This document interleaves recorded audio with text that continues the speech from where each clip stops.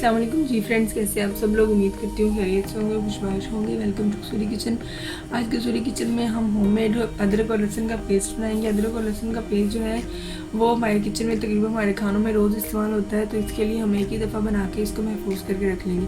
उसके लिए मैंने 200 ग्राम अदरक लिया है, उसको मैंने बारीक कटिंग कर लिया है। और 200 ग्राम मैंने लहसुन लिया, उसे छील के मैंने इस तरह ऊपर से अच्छी तरह साफ़ कर लिया है। 1 चम्मच मैंने नमक लिया है, 2 चम्मच इसमें ऑयल जो हम यूज़ करेंगे। अब इन सारी चीज़ों को मैं ब्लेंड में ऐड करती हूँ और अच्छी तरह ब्लेंड करती हूँ।